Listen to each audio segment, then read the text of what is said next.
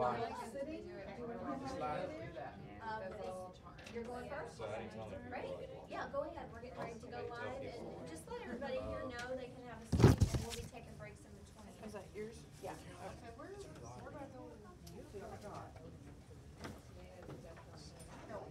Pardon? oh, how do you shoot? How you doing? Good to see you. All right, so you want to let everybody know what SHARE is all about first. You want to address this audience. We don't want to be so concerned with our live audience. We're going to address the audience that's here. Okay, let them know what's going on. Is this a problem? Welcome everybody, do all that stuff.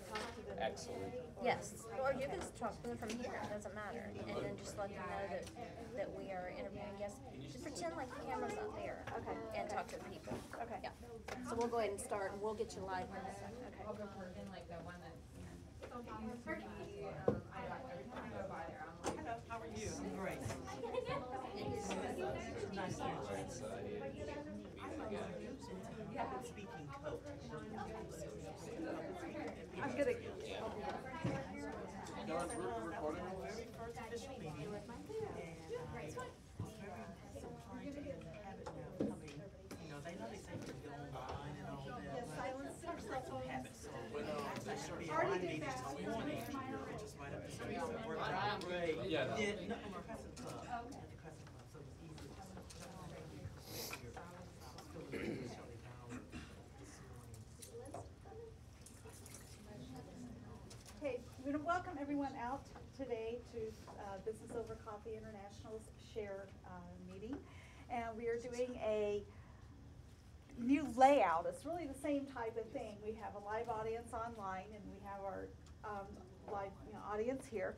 But we're actually set up to be a little more conducive to the people who are watching live, and as opposed to what we've done in the past. And my name's Carolyn Bindle, and I will be facilitating this meeting here today. And I am the president of Fashion Academy, which is located here in Memphis, but we have people all over the world that work with us in image consulting.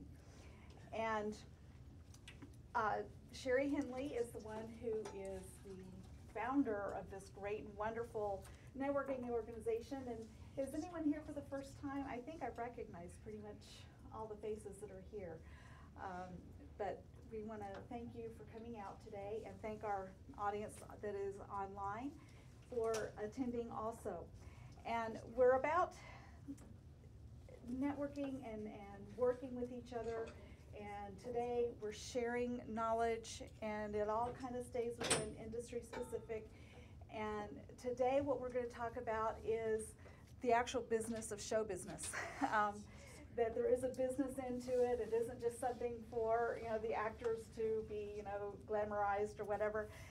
For all of that to come to play, all of the people in the area have to come together, and it's business. The interview yesterday that Sharon Fox-O'Gwen did for the Shelby County Film Commission, I didn't even think about, but she said that the Downtown Rental Company, whenever they did a downtown movie, that was their biggest month that they did all year long, because they rented, almost their whole fleet for this, that, or the other thing. So, rental car companies, just, you'd be surprised how many different businesses are affected whenever film comes to town. And we're going to talk to Lazarus Hawk with Rising Fire Productions, who has been that person who has had to hire the people to come in. We're going to talk to Lisa Bird Thomas, who is the costume designer for the Grace Card, who is filmed right here in Memphis. And they have already brought her on for their next project, right? And she's done People Magazine, all right here in Memphis, and various other things too. So, and she just recently sold some things to Hollywood for costuming for the TV show Vegas. So, she'll talk about that. And then we'll be joined by Lynn Sittler, who is the director of the Memphis and Shelby County Film Commission. And she's running a little late, so we're hoping that she hasn't gotten into anything that makes her any more later. But before we go any further, one of the small parts of setting your business apart is correspondence, and that is something a lot of us have lost track with. And this is a speaker that was here, Bob Berg, a few weeks ago at another BOCI meeting, and it says, "Dear Sherry, thank you so much again for having me as a guest on your show. I enjoyed myself immensely. Your kindness is so appreciated. Continued success, Bob. P.S. Regards to Shelley," referring to Shelley Bauer. And so this is very, very important. Now, he's got this done on his own stock. It's got his picture and everything on it. But if you're at a loss of how to do something like this, we have a BOCI member that can help you with that, and that's Gina Davis over here. She's waiting. She has sent out cards, and this is just an extra little touch that just makes you that extra little better and noticed a little bit more. So especially in today's society where everything is digital, virtual, you know. So going back to that old-fashioned little handwritten note is actually really, really good. So we're going to start our show today with Lazarus, who has done several, how many, oh, you've done several, right? You don't even... I've been doing film in Memphis area for about 12 years. About 12 years, okay. And for me, it's all been short film work and things like that. But even in short film work, there's still a far-reaching effect Absolutely. of who is brought in to make that actually work, correct? Absolutely. I don't know how many people really understand exactly what goes into a film production, whether it's big or small. On our level with the independent and much of our work having no real backing or budget, a lot of it is all of us on set wearing multiple hats trying to get things done. But along the way, you're out there 10, 12 hours a day sometimes. So you're looking for food. There's an immediate need right there that the local market provides. When a larger film comes into town, you end up with catering for every meal, practically. The boost that goes into your economy reaches every level of daily need. People need a place to stay, people need to eat, people need to get around from location to location. The rental cars, yeah. The rental cars, even the fuel. I mean, it's all money that a film project has brought into town somehow, whether it's generated within the city or coming from an outside source. All of that money is going into an immediate turnaround into a local economy. And like you said, the rental business downtown. Mm-hmm. Their busiest or best month was the month that a production came into town, and they were busy every day because of it. So there's a lot of different ways it affects business. As I said, on our level, a lot of our work has been done on low and no budget. So for us, we go in kind of grassroots. We go in, we ask if they have a location or something like that they can provide, and then we offer some sort of service in return. Often we guarantee, you know, our extras are going to eat there. Mm-hmm, mm-hmm. We have an acting class going on right now. We've made a deal with that gentleman, and what we're going to do is provide him with an actual commercial, because we can put together a commercial in-house with relative ease at low expense. And that's a way to exchange business with each other. And then everything we do, as you know, we will then also publicize and help promote and bring other business or other customers to that business as best we can, as well as just as a mere thank you, if nothing else. Mm-hmm. Now, at the end of a lot of, well, any movie that you go to, there's always that list of thank yous. Yes. And even all of those services are not always paid, but they're not always paid, but somebody has worked, no matter what it is. Like I said, just food alone. My partner's wife, when he made his short film just about a year ago, she cooked pounds of jambalaya. She cooked pounds and pounds of pasta bake. That's money put into food, that's time spent, and that's just to provide, I think we had at most 20 people in a day. That's a really small production, and that was one of our bigger ones. You go look at a full feature film, you've got so many positions. Every single person on that set has a specific function. And the proper running set means one person, one job. So if my job is to be the guy pulling wires, you don't ever come pull wires unless someone tells you or I ask you for help. You have your own job function. And with that many people, there's that much food. With that many people, there's that many places, that many heads that need a bed to lay down on. there's that many people needing to get around. Again, those immediate concerns generate a lot of capital very quickly. A lot of a budget goes into locations, goes into catering, and goes into cast and crew. And when you have that many people, you can't help but generate some sort of income boost or economic boost in your local community because, you know, everybody I've worked with will tell you when you're on a film set, there's a lot of running out and grabbing things, last minute items that, Oh, yeah. you know, bulbs burn out in a light. Somebody needs something to drink. We ran out of food. We ran out of just snacks between meal stuff. You are immediately going out and putting that money into an economy. And it may not seem like much, but if you sit back and look at how many small films are made in this town by artists who have no money and no backing, and they are still generating an a source of income for many businesses. And I don't think people realize just how many films try to happen in their local community, and that's not just here. That's going to be anywhere. But there really is a subculture that is the film community almost anywhere you'll go. And supporting them can actually create a huge economic boost. Nashville right now, because of the show Nashville, Oh, yeah. is actually experiencing a huge boost, which I'm sure Lynn will get into all this, but personally we're hoping that the Nashville government will see with an immediate response in their own city the Yeah. economic boost that a real Hollywood-based production can bring. You immediately have employment. You immediately have economic boost going into your city because they're not going to come from Hollywood and bring every single person they need on a set. Yeah. They're going to come here at minimum cost. Then they are going to look locally for qualified, talented individuals that they can use on their sets. And that is, you know, more than any other city in this nation right now. Memphis needs jobs. And, you know, Yep. one of our goals, the reason we stepped out into the business world and started to really offer what we have creatively and our ability to do things at low cost to smaller businesses is kind of for that reason, to start creating the connection between small businesses and the arts community, in our case film, to create a mutual beneficial relationship because we can help sustain small businesses with the amount of people we put on film sets.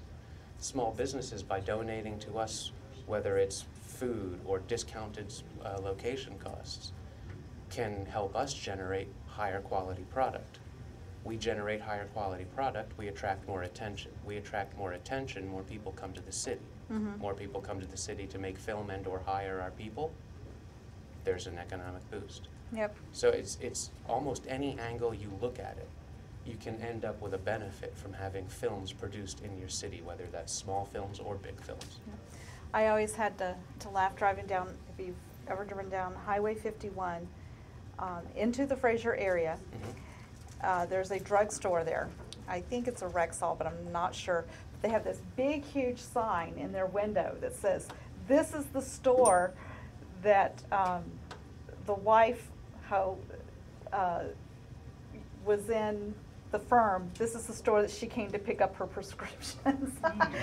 They have this big sign in their window, so they're very proud.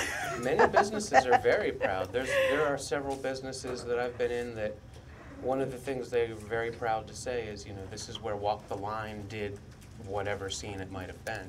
I was in a store downtown on Main Street, just a clothing store, and I was looking at things for the newspaper for an article that we were doing, and there was some little trinket things there, and the owner of the store said, now who was it that was in Walk the Line? Was it Reese? Reese Witherspoon. Reese Witherspoon. Said, oh, Reese Witherspoon bought those. And I thought, oh, because some store in LA covers, carries it, and when they sold you your stock, that's what they told you. And she says, no, when they were here for Walk the Line after filming, she went out shopping. And lo and behold, there she was, she got that. There are a number of businesses in our downtown area which, I won't say, they're standing because of film, but because of film, they're now iconic. Ernestine and Hazel's. Oh, Yeah. I can't tell you how many films have been done They in request- Ernestine and yeah. Helen Hazels, and it's because of that environment. Have you used Um, that? I personally have not used it, but ironically, I'm wearing the Wearing Cigarette the Girl cig- shirt. Mike McCarthy's film Cigarette Girl, we shot several scenes in the upstairs of Ernestine and Hazels. Across the street, on the adjacent corner, the Arcade Restaurant. Oh, yeah. Almost very- every big movie that's ever come to town must go to the Arcade Restaurant. They know that restaurant. They know it from Midnight Train. They know it from The Firm. They know it from just about every film done in town. So, you know, ask them, what have been the benefits of having film in Memphis? They're a citywide icon. They're a nationwide icon now because of that. And, you know, we've worked with them. Big films work with them. They will work with anybody.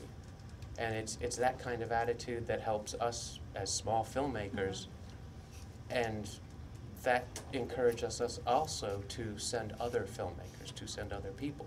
So, you know, you need a location, you need someone you can work with, go down to the Arcade Restaurant. They're excellent people. There you go. And, you get, you know, that word of mouth, that grassroots thing in your own city, you cannot buy that. Yeah, that's, and that was one thing that was talked about too a little bit. Once the Film Commission knows that you're easy to work with, then you get repeat business from them. Exactly. And so that's probably one of the reasons the arcade, and it is a very historic and very, Yeah. very artsy looking, you know, place to go. But when we have family come into town, and they all want to know, well, where was this from the Firm, and where was this from the Firm? And of course, we have to show them the Mud Island Skyway. and I think there's even a sign downtown that says this is the building that was the offices for the Firm or something. Yeah, They have a Yeah, plaque a outside plaque that says outside, several, it yeah. talks about Midnight Train. It even Yeah. mentions Craig Brewer and so, projects and he shot through he's there. another one that's brought a lot of He's done a lot stuff for, to Memphis. he's done a lot for the city. He, right after Hustle and Flow, he came back to Memphis. You know, you have the success of a Hollywood production, or a Hollywood-backed production, excuse me. And you would think your next step is to improve upon that, make a bigger production. First thing Craig did was come back to town and make $5 cover. And everybody in it, cast, crew, both sides of the camera, every single person was a local hire. I actually knew most of them. That's awesome. And that's, Generating. again, that's generating employment, that's generating economic boost, that's creating a network of people in town that will work to help the businesses that supported that, like Young Avenue Deli, which everybody in town, of course, already knows. They shot a lot of the big scenes there. That allows the arts community to know that's a place that maybe we can go. And when we go there, we bring our cast, we bring our crew, and we make sure they spend their money there. And or if we're providing it because we have a budget, we buy the food from these venues. Very, As I said, the acting class we do, we are going to make him a commercial, which he doesn't even know we're going to do. And the deal we made with him was every Monday night when we have class, he wants us to buy food. So we just incorporated that into our class, and we provide food for the class. there you go. Provide the class in the space he provided us, and it gives him an economic boost every Monday evening. He knows And it it's there. provides us a Like clockwork. location that we can educate and entertain actors with. Yeah, and I always go back to, you know, one of the reasons I kind of wanted to do this is I see, you know, they say continually, we've got to get Elvis Presley Boulevard up and decent, because that is, I mean, at one point Graceland passed the White House and and visitations. Yeah. And to this day, most people don't realize Memphis is actually bigger than just Graceland. Exactly. And I'm one of those that's 100% behind, build up and make that a nice place and a nice area, because that is what people see of Memphis. And put the money into that. And I'm also 100% behind putting, you know, getting out there, bringing in this type of stuff, because we had the Music Foundation here a little while back, and he had made the comment that whenever the recording industry was strong here, it was because we had all of the supporting industries to it also. And if Yes. we can bring all those things in, then those supporting industries will also help. And And- that's all of our businesses. I'm sure pretty much everybody here, we have jewelry designer, jewelry is needed and, I was actually you know. gonna mention that no matter what form of art or artistic expression Mhm. that one might have, whether it's jewelry, whether it's makeup, whether it's hair, whether someone makes clothes, if they build houses and furniture, Mhm. every form of artistic expression is necessary in film. When we film, ideally, we want a set. We need furniture on that set. Mhm. We need actors on the set in clothing. We need people to have jewelry. We need art on the walls. Everything is a consideration.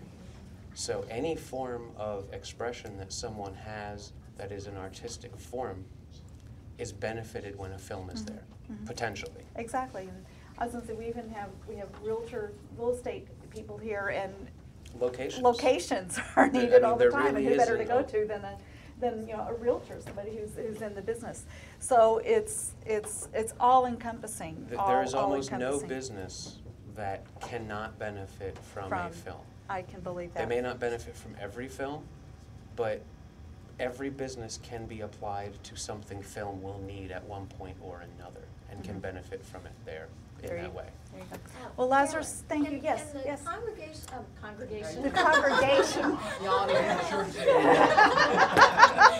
Can the audience ask some questions? Sure. Well, we even have an extra from the Grace card, right? Not only do we have the, no, Lisa's going, where? I have a personal question. Okay. Real quick. Lazarus, hey. Hello, how are you? Will you elaborate on the collaboration that we're doing for businesses? You talked a little bit about it last week, but I'd like it to be right here on tape and live, and for everybody here to hear again about the discount they can receive when going through us in conjunction with you. Oh, yeah. Okay. Basically what we're doing for Sherry and Business Over Coffee International is she has the web show. Mm-hmm. And we're actually doing the production side of that for her at virtually, no cost to us, just to get out there. To get out there, yeah. To help her raise a product that will actually catch the eye and show a level of professionalism that we're capable of. It gets our name out there as well. And what we've also offered is for the members of BOCI, we'll go ahead and we'll throw it right off the top, 20% discount off of whatever final bid we have. There you go. And then, of course, as I said, almost everything we've done, as far as our personal artistic expression, has been done on very low to no budget. So we've learned over the course of 12 years myself, almost 4 years now with one of my partners, we've learned very easily how to keep things very tight budgeted, put the And money, today, that's only what the people money look for. necessary where it has to go. You've been on a couple of our sets, you see how we work. Mm-hmm. We, none of us are afraid of work. Do you know what my favorite one that we did? Well, there was the one in the freezing cold warehouse. That wasn't my favorite one. But was in the barber shop at Southland Mall. Mm-hmm. That was so fun, shooting in the barber shop in Southland Mall. It was just It was way an fun. interesting experience, especially with an open mall. Yeah, and you had all the sound all the concerns, sound, but- everything going on, and the barbershop did not shut down, and we had that focus, but it was still, that was really, really fun. And that's another key. You mentioned that they didn't shut down. Mm-hmm. We try not to interfere with the business. Mm. We're a very small crew. We're a tight crew. And because we're not afraid of the work, we'll get in there and, I'm the director generally. But I'll also be the first one to say, hey, does anybody need me to carry anything, or does anybody need me to run And he is court? very trite. He will help. I have the advantage of Marcus Kent Hampson on my set, who very often tells me not to touch anything. It's not necessarily because I can't handle it or don't know what to do with it, but he very much has everything in an order that works for him, and he is my primary cinematographer and tech person.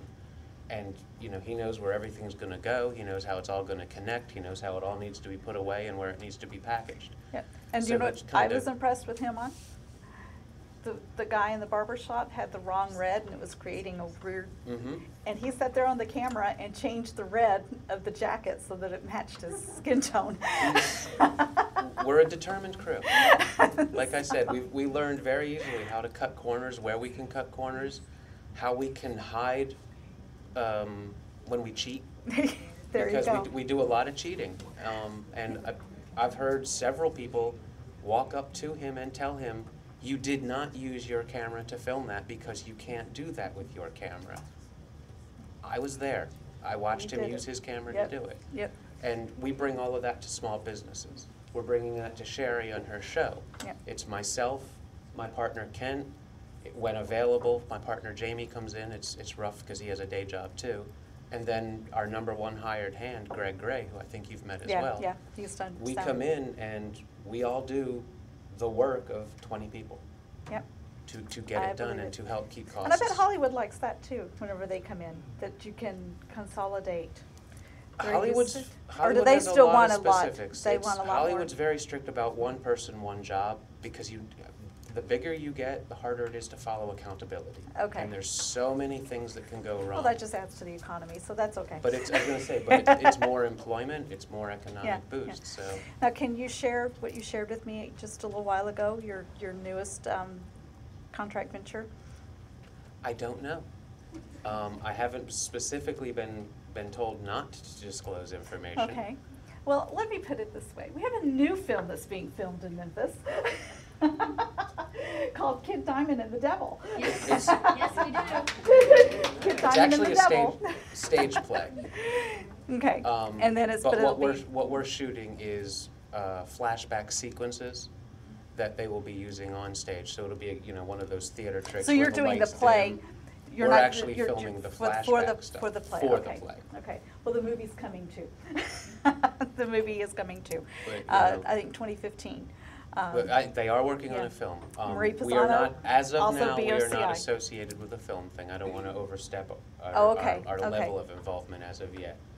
That has not been brought to us. Right now, the concern is getting their play up and running and having what they need.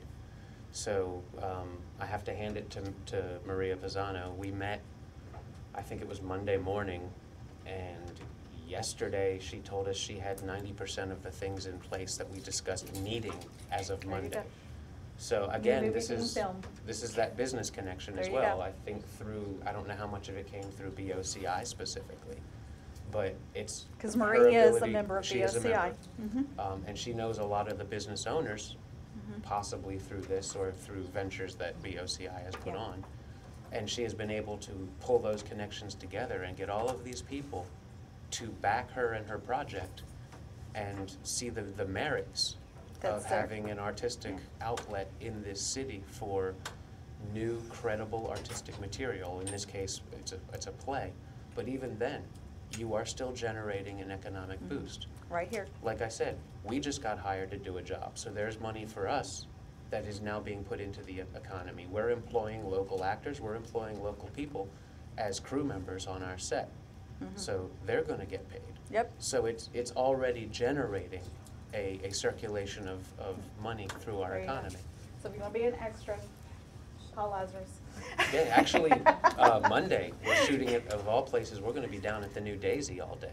There you go. From 8 a.m. until we're done. So we need everybody possible to come out there and fill be in an what will audience. be a 1970s era concert crowd.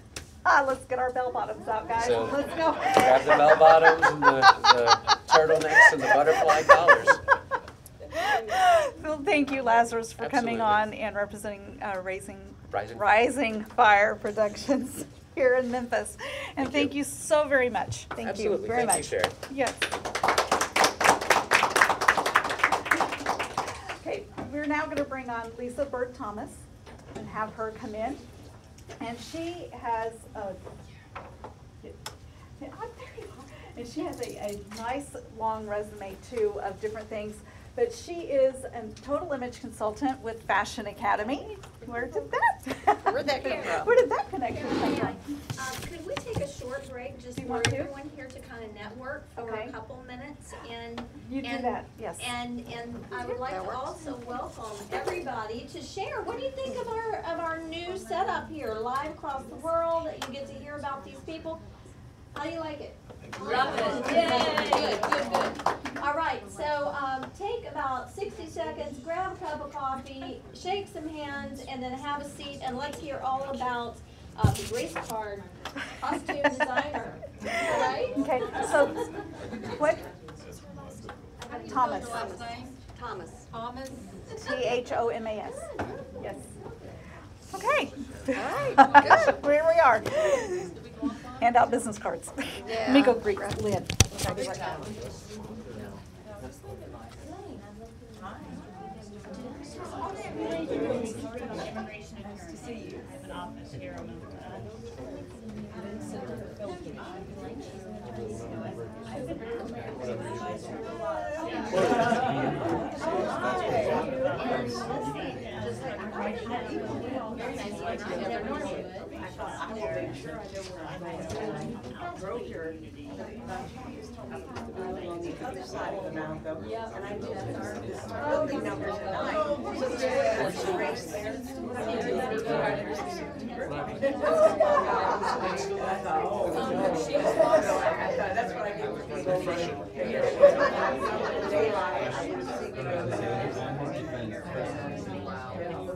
Yeah, I'm still connected. Does it work? That's really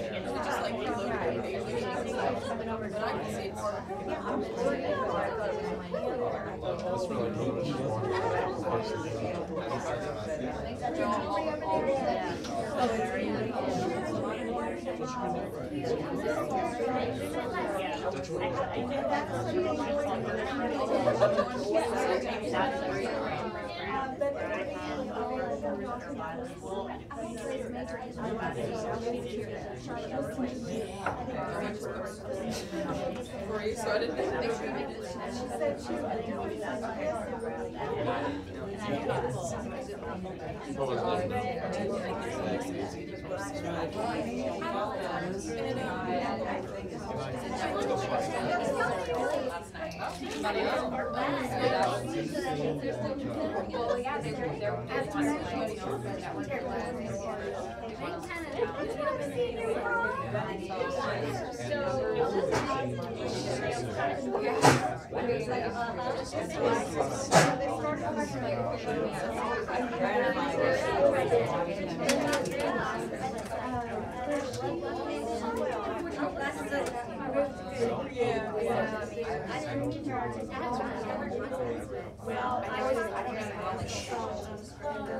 I can't read.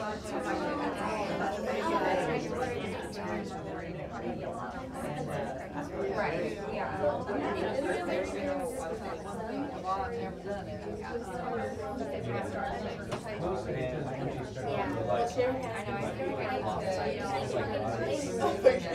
Well, from what I looked at,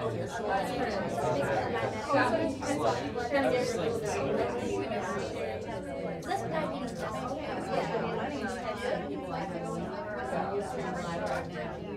but had you known, you could think about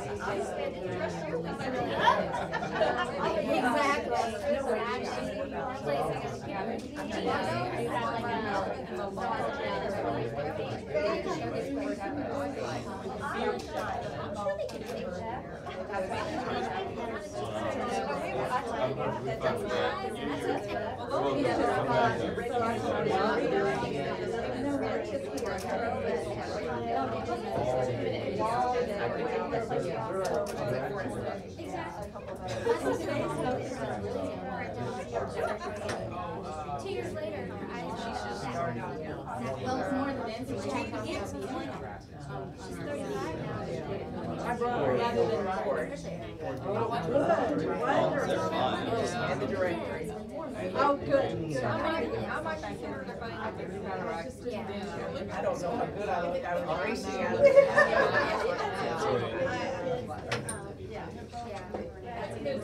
Both my parents have reading classes, and I already had that. Well, we want your picture too.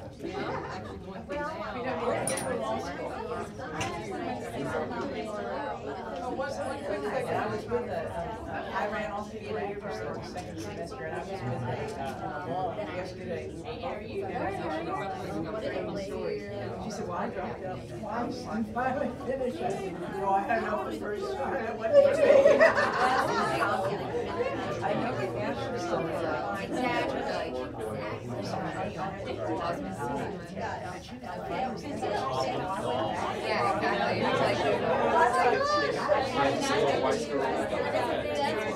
I'm not gonna ever let me down.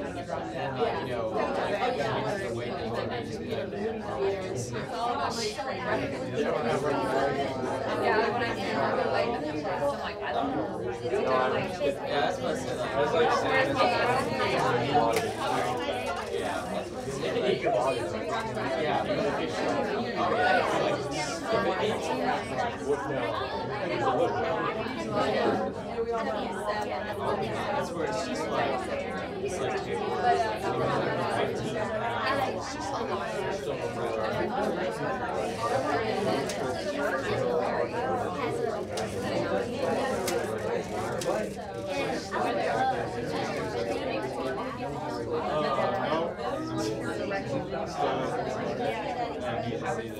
Yeah, like the event last week,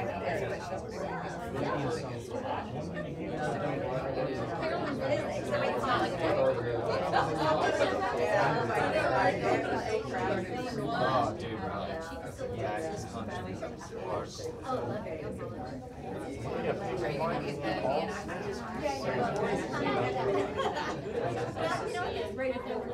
yeah, but you're not in Vienna. Well, I know, I went and visited one yesterday, what's happening with me. Oh, yeah. I got to spend some time with Right, I'm kind of down this lab. I just started, I think I'm like in the drive. Everyone's like, you should try bugging it. I'm like, that's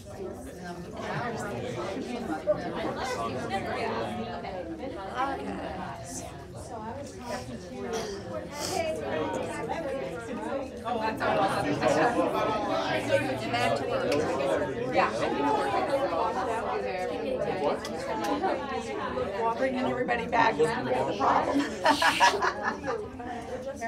That'll be the same.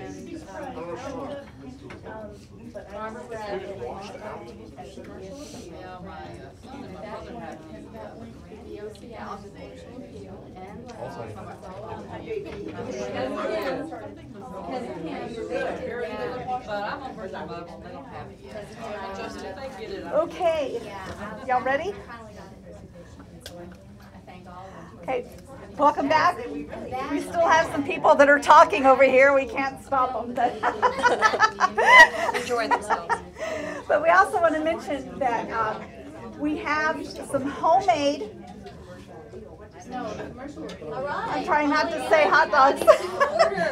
Pigs in a blanket. Interview in progress. Try. Where's your whistle, Sherry? There we go.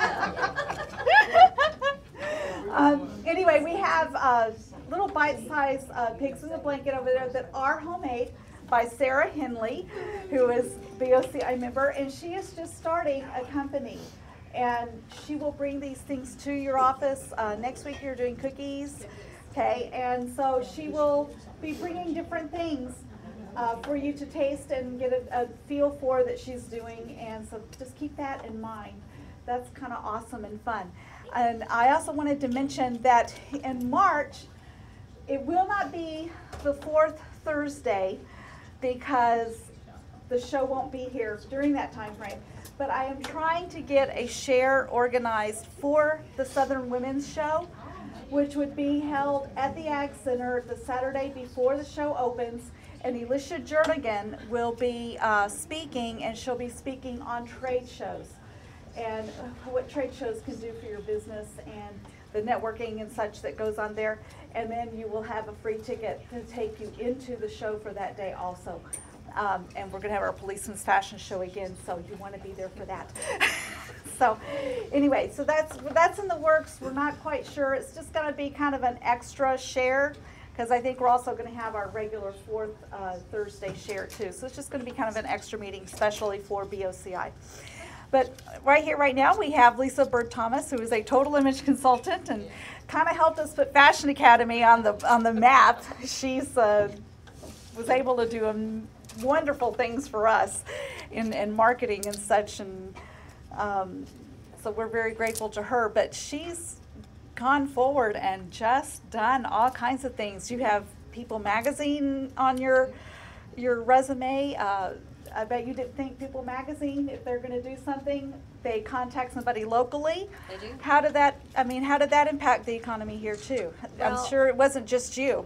What they do is they hire me from an agency either out of LA or New York. When a national magazine comes through town, they'll call and hire me through that agency. So, but there are other crew members that come to town to shoot, and usually it's print. Okay. Is what I'm talking about. That's what I do the most of. Instead of movies, I do mostly print stuff. But that's how that transpires, is it comes from an out-of-town agency. I wish we could get those kind of jobs locally from the local agencies. That would be really great too. Yeah, but even bringing them in, there's the airfare, so utilizing the airport, the rental They have to cars. eat. They have to rent a car, they have to eat, they have to Yeah. stay somewhere. So the So cruise all line. of these people, just from one photo shoot, you're able to take care of. And that particular Yes. one was the woman who'd lost weight here in Oh, Memphis. well, I did yeah. two for People Oh, Magazine. you've done One two, was okay. with the Neelys, the barbecue. Oh, okay. People, we did those a couple We're of very years proud of our ago. Neelys.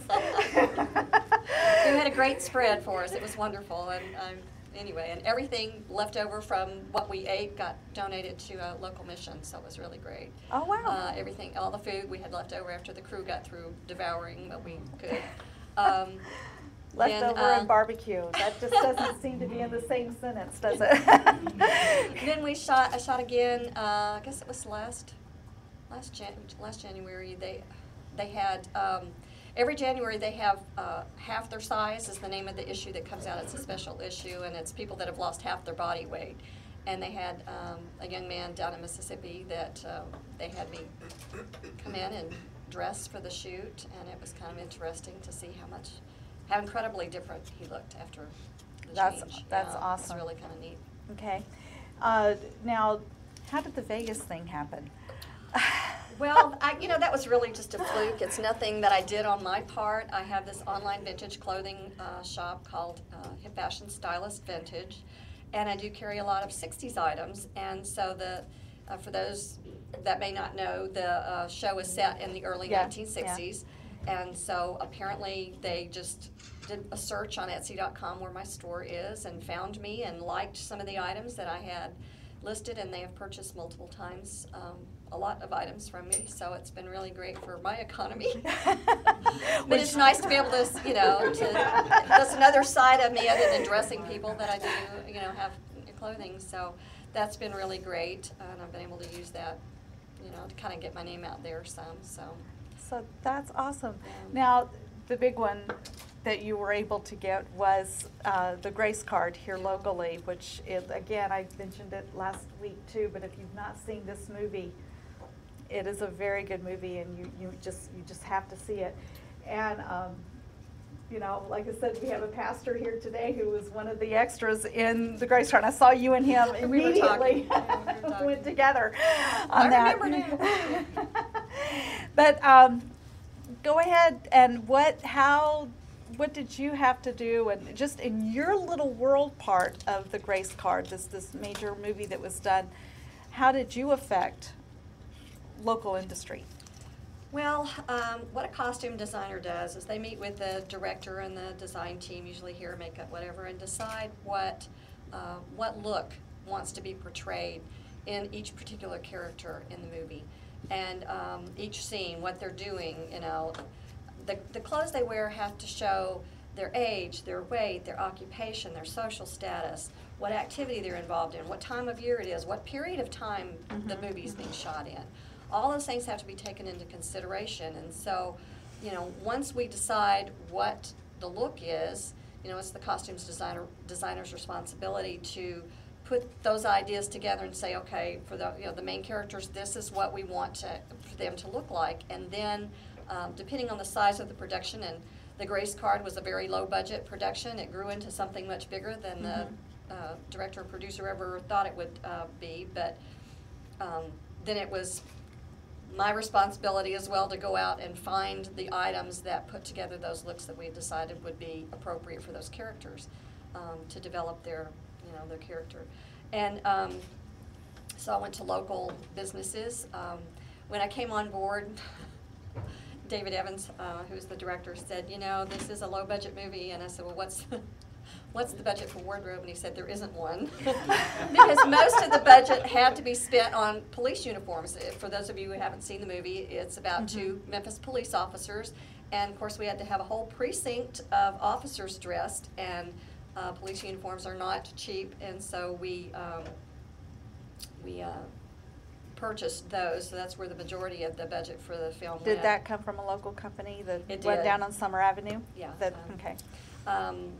And, we had other things that we shot in the hospital. We had to have scrubs and doctors' coats and all that kind of stuff.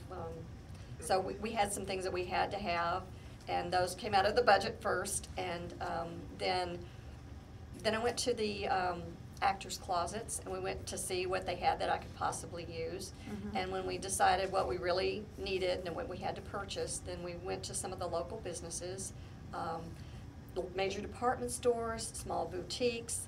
I went to a salvage warehouse. I went to, any place I thought I could find what I needed. I went there. Some of the things we purchased, most of the items we were able to, because it was a production that had an Academy Award winning person in it, Louis Gossett Jr. Yeah. Because it had that, they were willing to, go ahead and loan us the clothes for the movie, and so I was able to get that done. So we did borrow a lot of things. Some things we did purchase, but it was a great opportunity for some of these businesses because they got the advertising from it. Like you said, being able to say that, this was in so-and-so movie is a great chance for them to get some free advertising. I remember the frantic phone call that I got, and you said, I've already gone to Chad, I've got stuff from Macy's, but I still need a suit. And I got to tell you this. Can I tell you this story? Oh, okay. A costume designer's nightmare. Well, I went to Macy's. They were loaning us a couple of suits for Mr. Gossett. We had his measurements and everything, and when they come into town, they don't have a whole lot of time for fitting. They had to fit me in between like TV shows and all that kind of stuff. So I had a few minutes with him. We tried on the suits, and they didn't look like we wanted them to look. And so he had 2 scenes in the movie where he changed, a change of costume. He wore a suit and then a casual outfit. And so I had to go back to Macy's and that afternoon and try to get another one, and they didn't have. He's a very large man, very tall and broad-shouldered, and so they did not have the Macy's we had didn't carry as large a size as they needed for him. So they sent me to another Macy's, and by the time I got over there, it was late in the afternoon, and they couldn't find anything that was going to fit him that would work. Oh, no. And so the store was fixing to close, and I ran over to JCPenney's. And of course, anytime you're dealing with a major department store, you have to go through major layers to borrow anything. I know that. And so I said, I am in a frantic here. This is going on, Louis Gossett Jr. in this movie, and I really need this, and I need it now. So they loaned me the suit. I found, they had one suit that would work, and I took it. We started to film that morning. Mr. Gossett went to get dressed, and the pants were too short. Oh, no. We tried to let him down. That didn't work. I mean, it was just, and I was in hysterical mode by this point. And we had another suit that we'd gotten. We tried that on him. That didn't work. And he leaned over to me, and he is such a kind, loving man, and he said, this will be just fine. Don't worry about it. I'll wear the jacket from this suit and the pants from this suit. And they were both pinstripe, but totally different. And I said, Mr. Gossett, you can't do that. He goes, oh, don't worry about it, Lisa. It will be just fine. Nobody will even notice. And of course, I want to go in the bathroom and cry. And they're waiting. The whole crew is waiting on him, and he puts on his clothes, goes out there, and they film it, and you cannot see. I mean, if you look, he walks into watch the movie. He walks into the church building. You can't see the bottom half of him, and the filming crew didn't know what was going on, so they didn't just shoot it for that reason. It just happened that you couldn't see the bottom half. So that worked out really well. Ah, I have that is, another that is, really funny story if you want to. go ahead, go ahead. He had this casual outfit, and so I bought all these, things to try, and we took him to the trailer early that morning, and, before I left the house, even though I'd bought a bunch of stuff and borrowed some things, I said, I just feel like there's something I really need to try. So I went in my husband's closet, who happened to be the same size on the top half as him, and yanked a plaid shirt out of my husband's closet and took it to work with me that morning. And so when I was in, Mr. Gossett's trailer, and we had the clothes all up, and he was going through he said, we're trying to decide what would suit his character. And he pulled that plaid shirt off immediately, and I thought, oh, that's great. And I said, well, it's not ironed, let me iron it. And he goes, no, I'm playing a bachelor. It would not be ironed. I said, okay, you have a good point there. And I had this vision in my mind what I wanted to put him in for the scene, and it was a windbreaker. And the time of the year, we could not find one anywhere. I looked everywhere and couldn't find one. And so one of the crew members had a husband that was the same size, and I had gotten one windbreaker that she'd brought it in. And so we put the windbreaker on him that morning. He loved the outfit, and so he wore it. After we got through filming, he sent his assistant back to the wardrobe trailer and said, Mr. Gossett really loves the pants and the windbreaker and would like to buy them. And I said, well, I'll be glad to give him the pants. I said, but the windbreaker's not mine to give. I said, I'll have to call this crew member's husband and find out if he's willing to let it go. And so his wife called him and he said, I'll do it. I'll give it to him as long as he writes me a note and says, Larry, thanks so much for the jacket, Louis Gossett. Anyway, and so Mr. Gossett's in his trailer getting dressed. I take the clothes, take the step back over to the trailer and talk to the assistant. And he goes in, takes the clothes to Mr. Gossett, and comes out with an epistle that Mr. Gossett has written to Larry about, I had no idea this didn't belong to the wardrobe department. It means so much more to me now that I know that you gave me your favorite jacket. And it was just really a fun thing. But Mike still has his plaid shirt. Mike still has his plaid shirt. I won't let him get rid of it. So it never goes smoothly in the wardrobe department. I'm sitting here thinking, is that where he's walking with his son? Talking? That's I Mike's remember shirt. that's Mike's shirt. Oh, and it's how on fun. the poster, the billboard poster is Mike's shirt right there, and you'll see that brown jacket. So. How fun. But to show you how willing the businesses are, I immediately called Joseph A. Bank, and I talked to the manager there, and she said, for a movie? And I said, yeah. She goes, what time is she going to be here? I mean, there was no question, what time, not a problem, not a problem. So, the major places do see and recognize, that little name was going to go up on those credits. Yeah, and he looked great. The suit we got for him that Joseph went on the and that was the for preacher. the preacher, right? For the son of Louis Gossett. Yeah. So, what other things did you see being on the set every day? What other things did you see that affected the local economy? Well, like Lazarus has already brought out, a lot of things happen at the last minute that you have to run out and buy, and a lot of things happen that you don't really expect. You have to rent equipment that you don't think about in advance. The prop department, the production crew, they really have to, they have to set up a whole room, sometimes build walls and put in windows and all that kind of stuff. All that has to come from somewhere. So all your construction materials and so forth. The location, managers, all those people get hired on the crew, so it really does affect There's a lot quite of a few. businesses. Yeah. It's very far-reaching. Things that you don't think about. Yeah.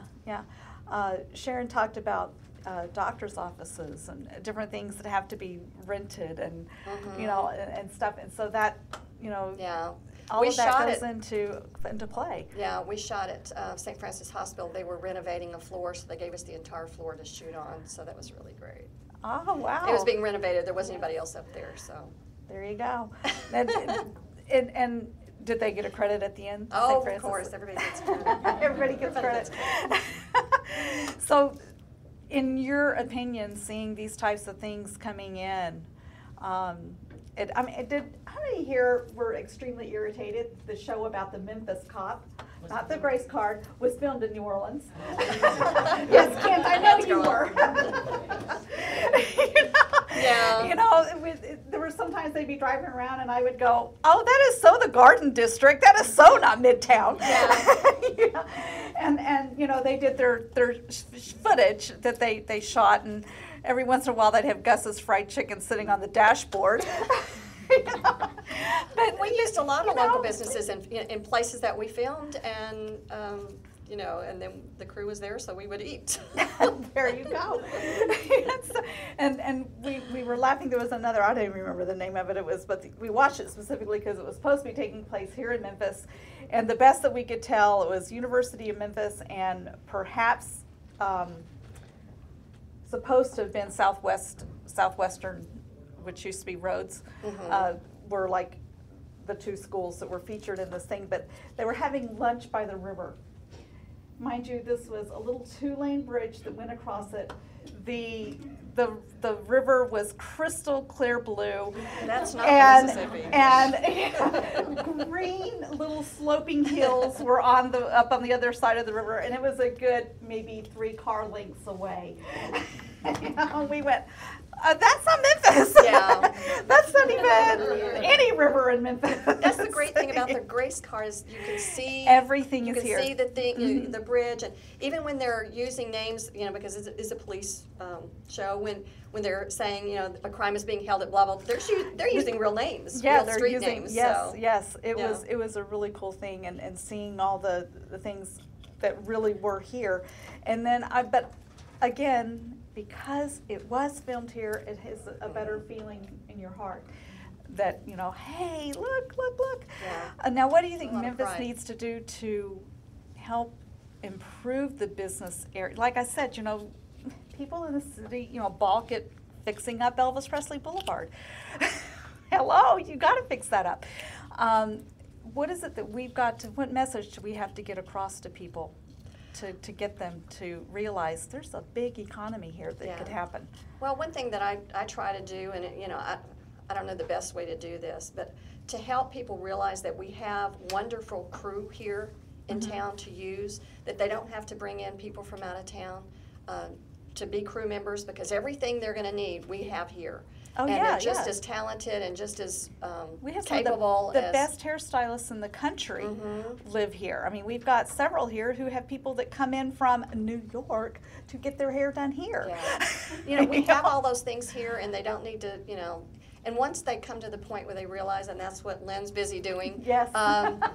You know, We're all your fan, by the way. once they get to that point, you know, then you know, but I don't know how to make them see. And some of the productions that are coming out of here that are so well made, I think those are the things that are going to say, hey, this is really working.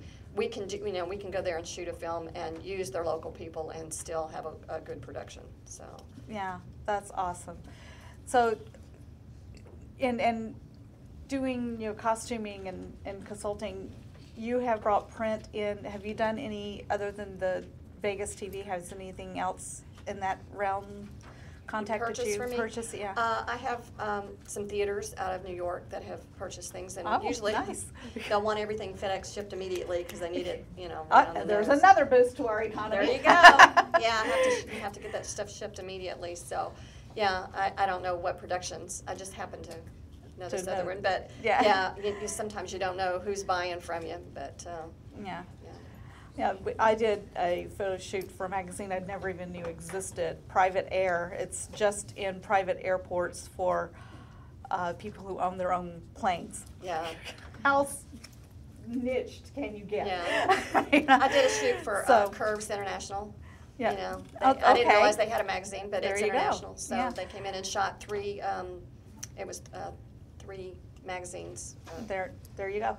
And it would have stimulated, because everybody had to eat, the whole crew had to eat, but the whole crew, they flew in, they all had hotels that they did. The FedEx was involved because things had to be FedExed in and then turned right around and FedExed back out. And so there was a lot of, the only difference was that probably there wasn't a lot of, because it happened to be Morgan Freeman and he treated everybody to dinner at Medidi, so but it did increase that night. Yeah. But it was a large thing just to film him standing in front of an airplane. Yeah. So it Big was, production yeah, for a small just- little just one to do picture. that. Yeah, One you don't little realize picture. how much goes into that. It's an all-day shoot, and you get one photo gets put in the magazine. Yeah, yeah. So it is massive. There's just so many things that we need to realize Yeah. get affected. And if you do jewelry, if you have clothing or anything like that, let Lisa know. Yes. Because she's got other things coming up that she's gonna need to be finding things for. Yeah. So, That's that's really important to me too. And a lot of times things are really specific. The magazine may know exactly what they want you to put on that person. I may not need it for that time, but if I know that you have those things, when I do need them, I will be coming to you. So please, if you have a business that provides any kind of accessories, clothes, or whatever, please let me know. yeah, yeah. Well, Carolyn, I know we have some right here in this room, so. Give me a call. Well, like I said, we have the jewelry. Yes, and over here, Cheryl Hurley. Cheryl, oh, Yes, what do you vintage. do? I do vintage as well. Oh, you do vintage also, so there's another vintage place for you. There you go. Okay, and then Sarah can feed them. So, there you go. And Kent and Lazarus can film them. Yeah. But thank you so much, Well, thank Lisa, you for for having coming me. by Appreciate and it. dropping by and being here and a part of this and letting everybody know there is a lot. It's lot to it. far-reaching. It Yeah. is far-reaching. And so thank you very, very much. And we will break again for just a few minutes to meet with some people. Patrina has shown up here. So there are a few new folks to talk to. There are Sarah's homemade pigs in the blanket over there. I keep trying to call them something else, and that's why. But and I'm going to get a real quick drink of water too. So. Carolyn, real yes. quick, I would like to introduce, Elaine has been one of our members, our professional members, for over a year. It's her first event. I want everyone to meet her, an attorney, immigration attorney. Okay. And in addition to that, I think this is a good time, because most of us have met, but a good time to collaborate. Because we've got the clothes, and we've got the jewelry, and we've got the film, and all these things. So let's take a few seconds to collaborate and get our coffee. Okay. There you go. Thank you so much, You're Lisa. welcome. There is.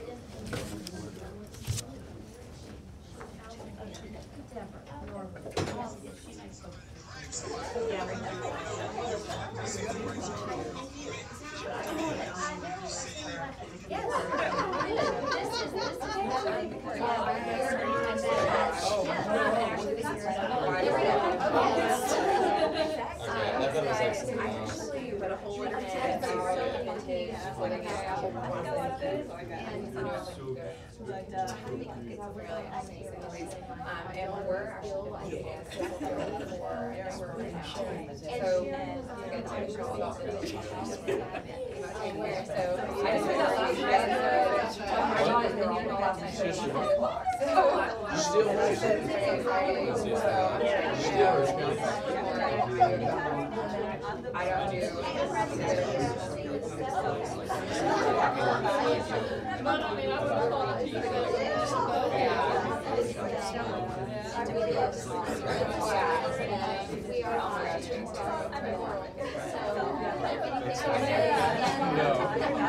I'm thinking more like you're about to get into a jump set.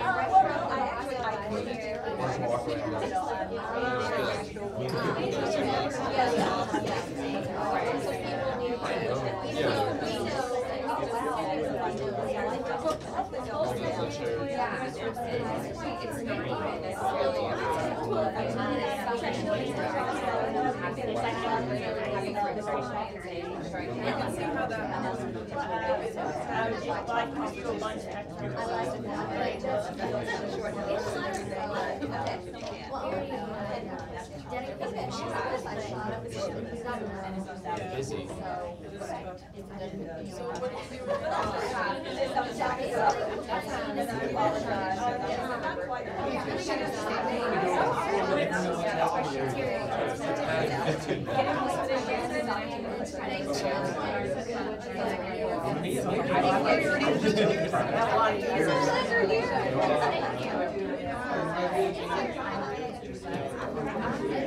Okay, we are live on the air, and I just wanted to let everyone here know that if I could just get everyone's attention real quick,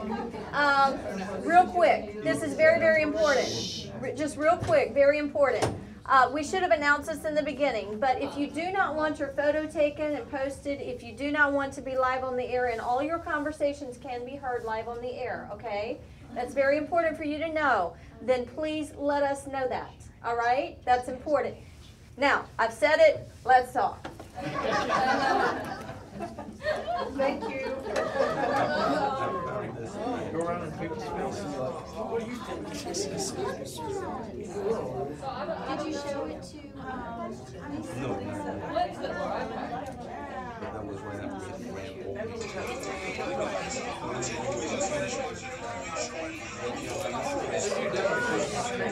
That was so weird. No. And then you get it.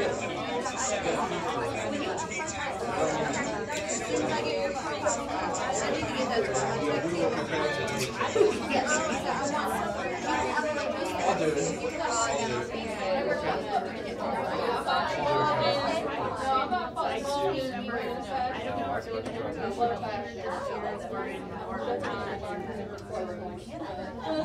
This is a good other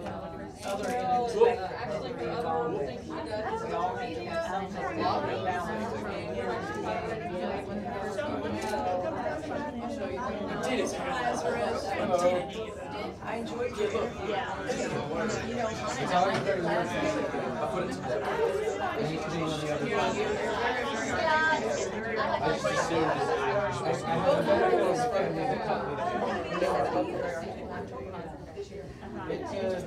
I had to hold my own. My family is very. Yeah.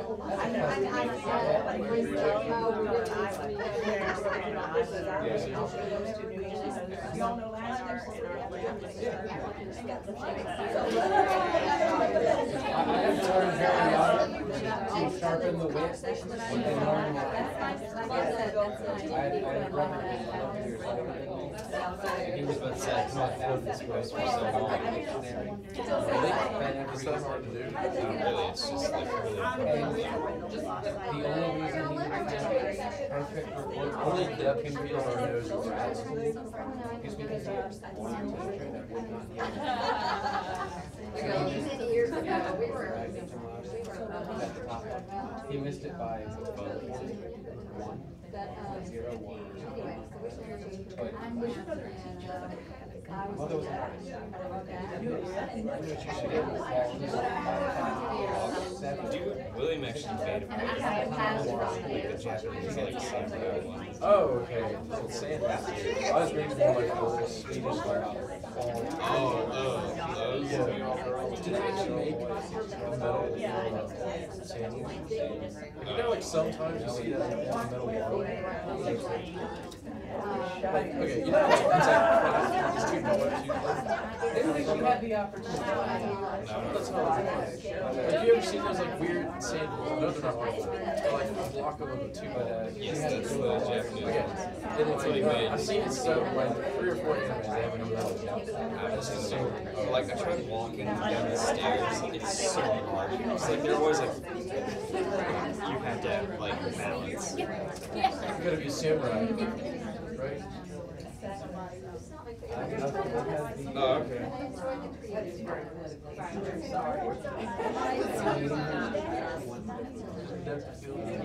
God.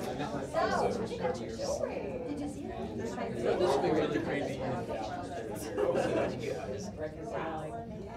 Just make fun of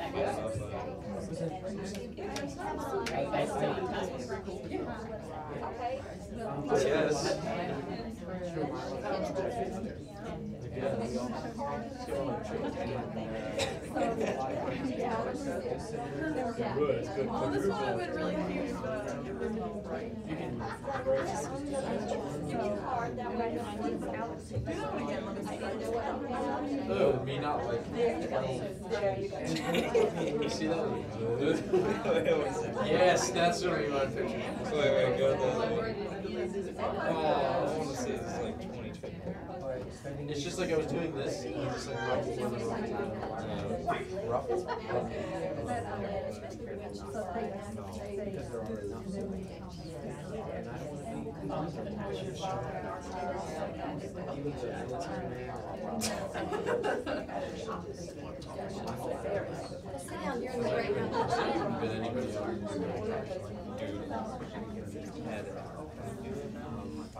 Have a seat right here. During the break, we're going to take this time. We're live. I'm live right here with Pastor B.W. Burnett, and we have a break going on. There's lots of people networking, talking, collaborating, all that stuff. And you just showed me a video on your phone of the Grace card. Correct. And so tell us about your experience when you went to see the Grace card. Well, first of all, it was filmed, most of it was filmed here locally. And the story, as you know, was about these two police officers that started off kind of rough in the beginning, building a relationship, but in the later part and end became the best of friends. For me to be involved in such a film as that was very touching for me because it talked about some of the issues that we had here in our city. But more importantly than that, you were one of the extras that we talked about this in the crowd earlier. Right. Yes. Okay. I was just an extra, but just witnessing how something is real can be presented in a story movie fashion that can really bring healing and reconciliation to people only if we would open up to one another. And so we saw the bridges being built that had been torn down through you know, the way we grow up and how we allow certain things to separate us. Yes. And to see that healing take place in a setting like that was just overpowering. So it bridged the gap. Now, I will admit, I have not seen it. So you're telling me this is a must-see movie. It is a must-see movie. And as I showed you from the little video that I did myself to put on YouTube, if you got to drag somebody, if you got to kidnap them, if you got to pull them, push them, whatever, get them to see that movie. Right, it's absolutely. Definitely a must-see. So we probably could download it straight from YouTube or order it through Netflix or whatever. I believe it's already out there, circulating everywhere. It's not just in the theaters, correct? No, they actually have it on DVD now. Okay. And so you can go to any movie store, or perhaps any grocery store, and purchase it. Sure, that's awesome. Pastor B.W. Burnett, tell everybody your website address. Okay. Here in the community, and you have two, so share both with us. I have two. Thank you so much, Sherry. You can find me at www. My goodness, I'm almost forgetting. That's okay. Website. That's all right. I almost forgot my website. It's Pastor B.W. Burnett. You can find him on LinkedIn, I'll tell you that. Leader here in Memphis. Yes, okay. Let's go with www.thenewmlmsecrets.com. That's one of my websites. And the other website, you can perhaps find me at www.5link.net/Pastor Burnett. Oh, I like that. Thank you so much. One of our newest BOCI members. Go to www.businessovercoffee.biz. We would love to see you there. I'm Sherry Henley, the founder and CEO. Now, you stay right there for a second. Carolyn Bindle's coming back, and we welcome you right here with us. Interact with our chat line, our social stream, Twitter @BOCoffee, hashtag BOCI. You can also join us on Google Hangout. Right now, it's BOCI Share right here at Ridgeway Business Center in Memphis, Tennessee, airing worldwide on the 24th of January, 2013. Welcome, Carolyn Bindle. You stay right there. I want her to talk to you about that little video there. All right. But real quick, I would like you to see, he has a 30-second video of him at the Grace card. Yeah, I Did he saw show it. it to you? Yeah. Okay, all right, so. All right. Hi. Hello. You're showing off your video again? I will. Did she see it, or did you look She didn't get a chance to see all of it in its entirety, but it's just a very short clip that I'm encouraging everybody to really get out and see this movie. Oh, yes. It's the message Not in it just is because I so had a good. really small part in it. Oh, but hey, But and because of the autographs story. later. Autographs later. but because of the message behind the film itself. I mean, Yeah. it's very moving, very touching, very revealing, and I think it's just a must-see for the entire family. It is, and it's. I ended up, you know, Lisa had wanted us to go see it and everything, but I ended up being given it as a gift because somebody that my husband works with, it was her dentist Yes. that did it, and so mine is autographed. I'm like, Well, I was really surprised to actually have some involvement in it. I actually went to see David, who, of course, was the producer for the film itself. And as a patient, and while in his office, and he was examining my eyes, he looked at me and said, "How would you like to be in a movie?" And I said, I don't know, you know. He said, "No, I'm serious. How would you like to be in a movie?" I said, "Love it, you know." So that's how he gets his extras, from his patients. Well, I'm one that he actually recruited that way. I'm not sure how he met the other people, but he's a very just down-to-earth guy. And you do play a pastor in the Grace I part, had right? a small portion where I played a pastor. Well, the part was a pastor. I actually am a pastor. Yeah, that's what I meant. Yeah, And, the irony there. Yeah. And I was there sitting in the pulpit, you know, the opening sermon. And it was just so wonderful to have a small part of something so big. And it did. It really did do well, and I'm very, very happy. And I'm excited that he's going to do a second movie. I'm looking forward to Yeah. it. Do you know what it's going to be about? Has he no hinted anything idea. to you? No, there's been no hints or anything like that. But with the vision that David has, I'm sure that it's going to be something that the entire family can enjoy together, and it'll be something that we'll walk away with something from it. And I love how those types of things are happening again. Kirk Cameron's doing that now. Exactly. Where he's only doing, you know, family movies, and so it's really exciting. Okay, well, we'll see if we can pull everybody back together now and get Liz Sittler up here and talk. And so thank you so much. Thank you. And how fun for you.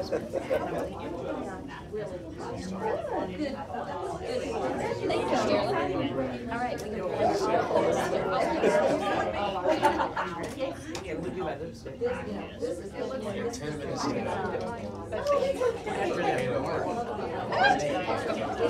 I can't redeem myself except just get our Okay, we are now going live with Lynn Sittler and Carolyn Bindle. So if everybody would like to have a seat. And then we will have time to network afterwards. This event lasts until 11 o'clock, and you can stay as long as you want to network, collaborate, get connections, exposure, and business. We're doing it all right here.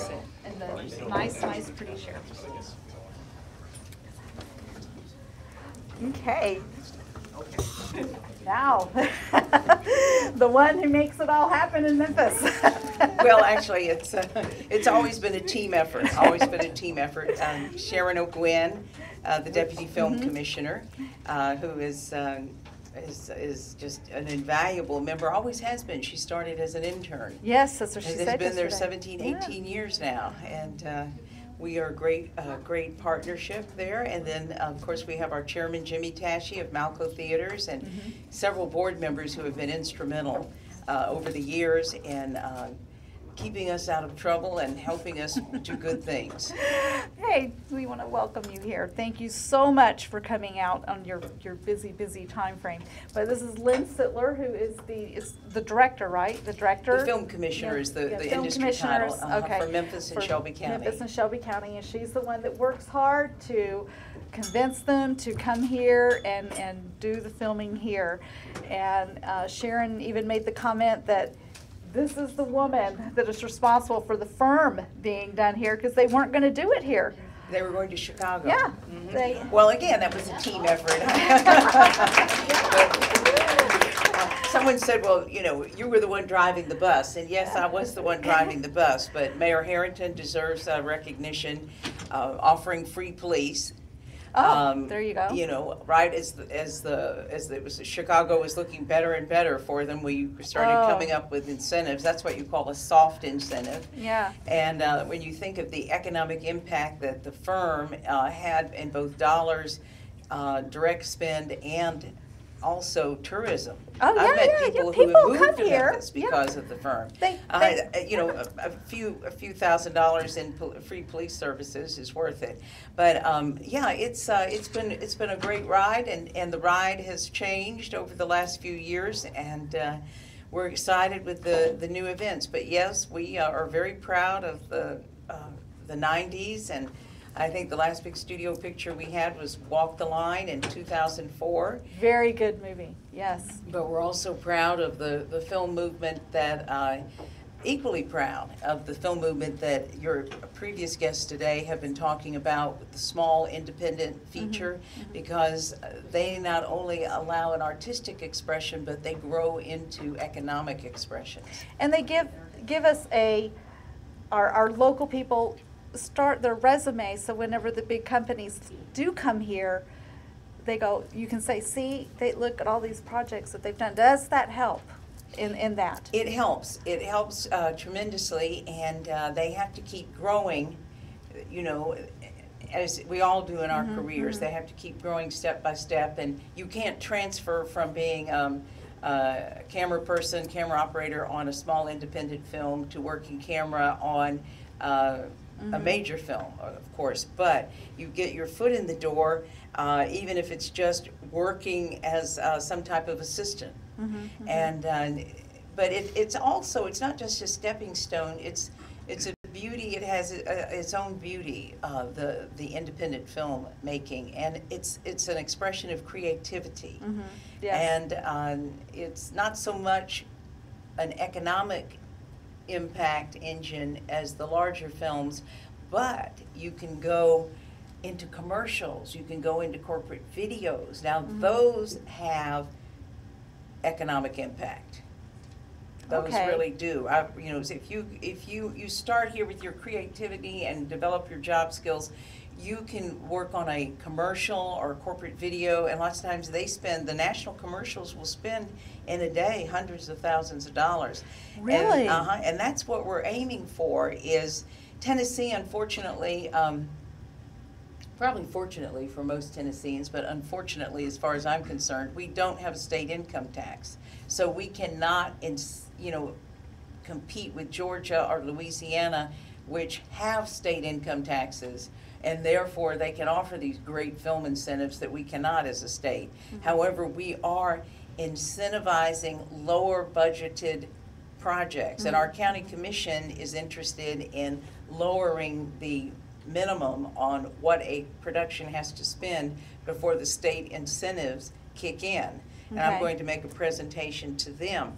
You know, you add up all these smaller independent films, and they add up. Oh, yeah, they add up. And also it's a great training ground and an expression of creativity. And there's magic in movies, whether it's a $5,000 film or a $50 million film. Yeah, and you say the small projects and when I say small, no project is small, it's the budget. The budget, okay. But we went to go see Alan Jackson in concert, and they must have been working the second they hit the ground, because they had films he had, I forgot which song it was, but he had a video showing in the background, and they said that he did this for each city.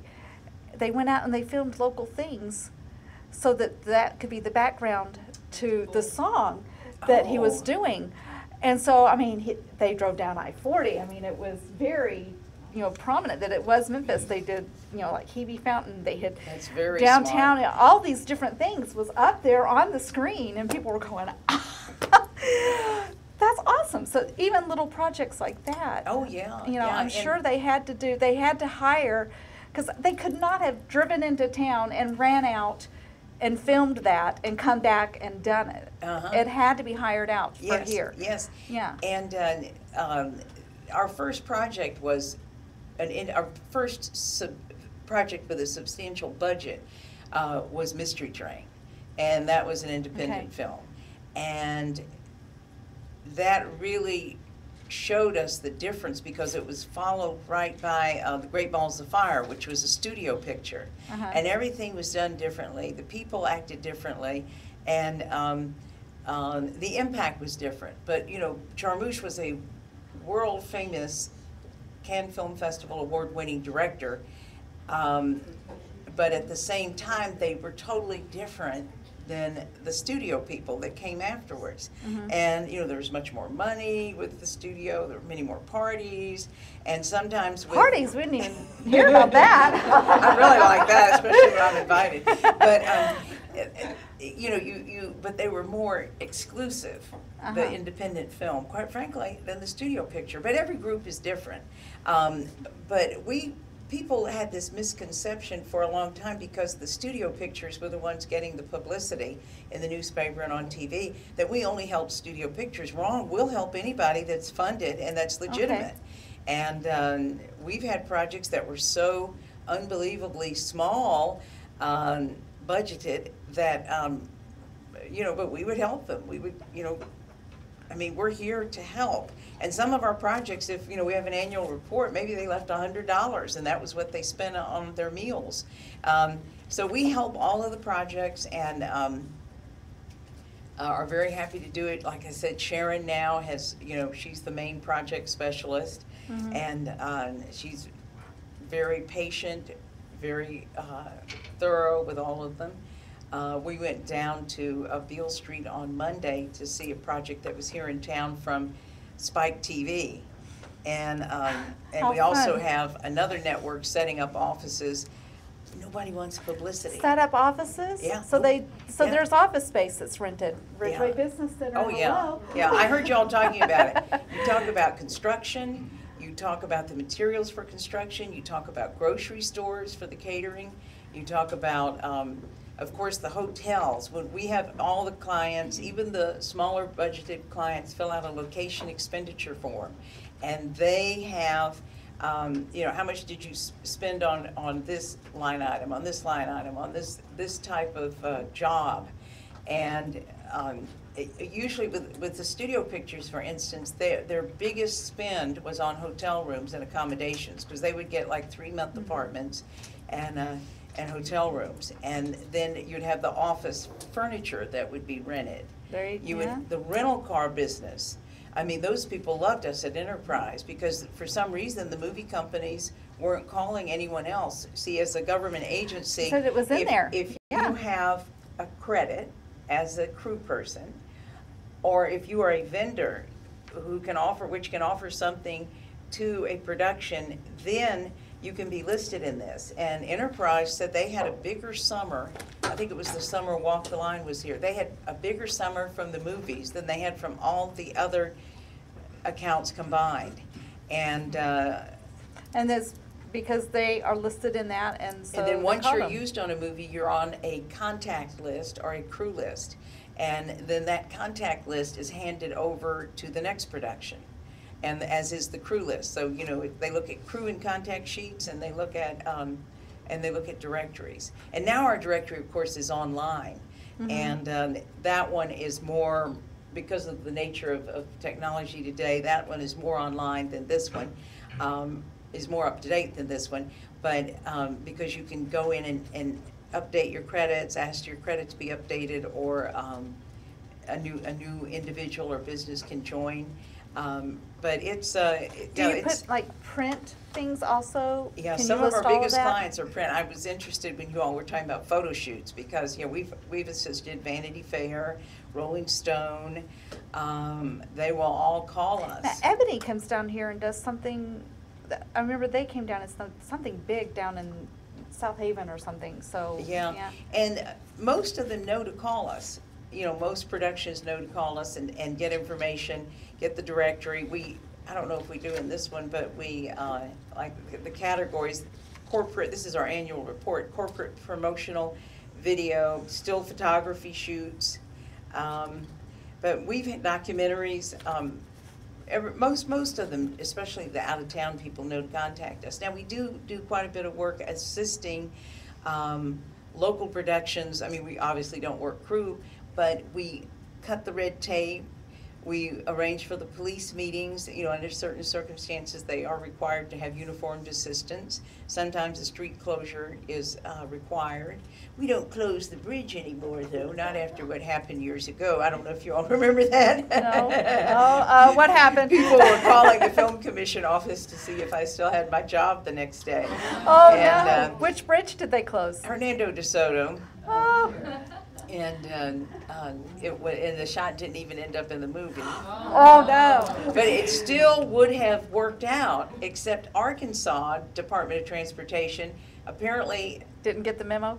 Yeah, or didn't read the memo, and they sent a construction crew to work on the old bridge, which was the backup bridge. Oh no. Oh yeah, and the mayors took the blame for it. And they knew it was me. But so we have to say Mayor Harrington and Mayor Rout, you know, they really... They went to bat for you on that one, huh? Well, I mean, you know, what are you going to do? Say, oh, it wasn't me, it was that girl. But no, they were, I wanted to talk to Mayor Harrington, and his aide said, well, he actually was caught in the traffic jam, and you know, some people had to wait for 4 hours, and Lynn, I'd just leave it alone if I were you. I would try to talk to him right now. And I was able to reach Mayor Rout to apologize, and he very gentlemanly accepted my apology, but Sharon kept having to take me to the minor emergency medical center because every day there was a new migraine, you know, from the fallout, you know, and the commercial appeal had Painmaker, you know, and TV stations that didn't own helicopters rented helicopters just to get the shot of the traffic that went for miles. My father almost had to go to the hospital. He was watching it on the news and just thought, oh my gosh, she's losing her job. But quite frankly, I'm not sure why I didn't.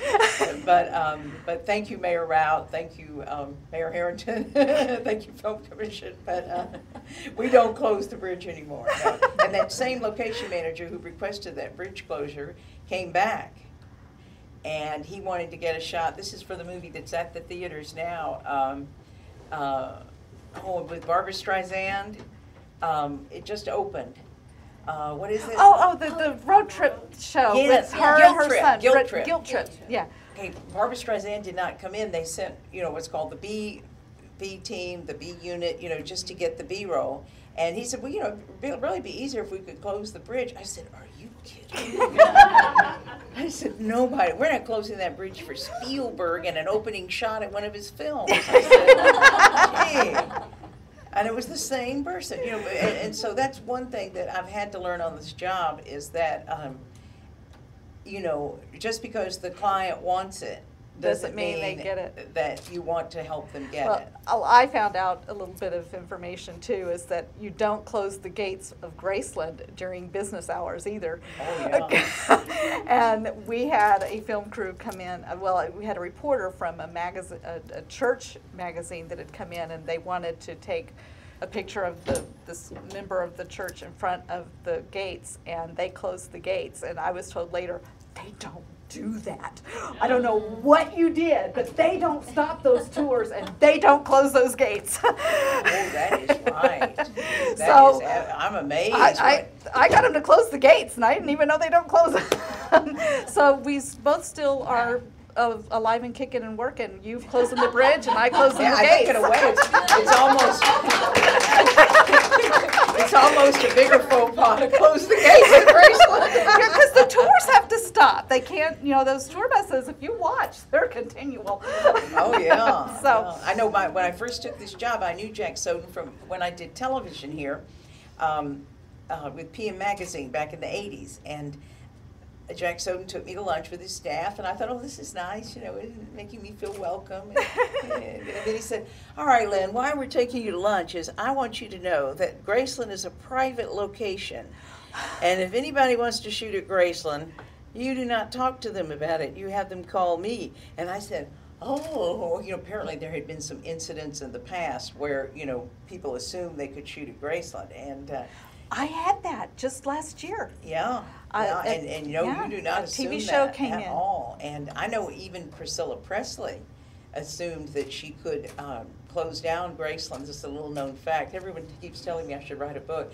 But she thought that for the Elvis miniseries in the late 80s, Elvis and Me, based on her autobiography, that she could, you know, as a trustee at the time of the estate, close down Graceland.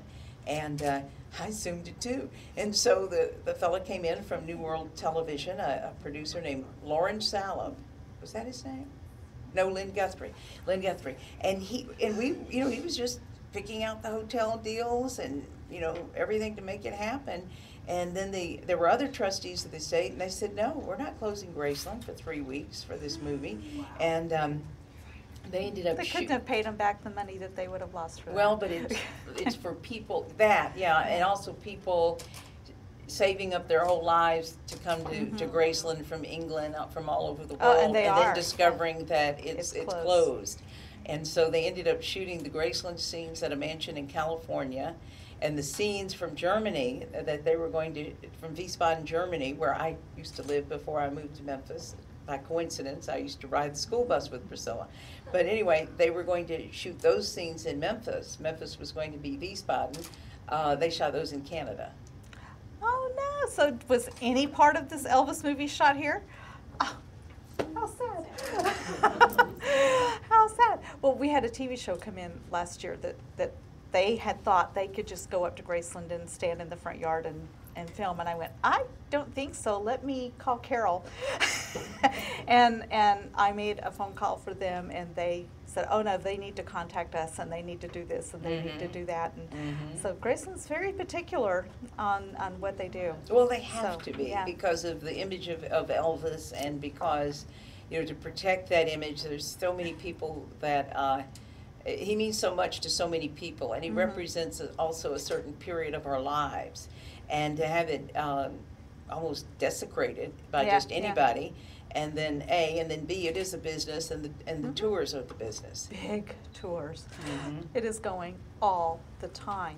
Now, a lot of people do just think Graceland is what is our tourist thing, but movies have a residual, not just why they're here. Like you said, I have family members or friends that come in and they'll say, hey, I want to go see this part where The Firm was filmed. I want to go see, you know, we'll take them to the Peabody, and we take them upstairs and go, this is where you took the bar exam. And for the record, no bar exams have ever been done in here.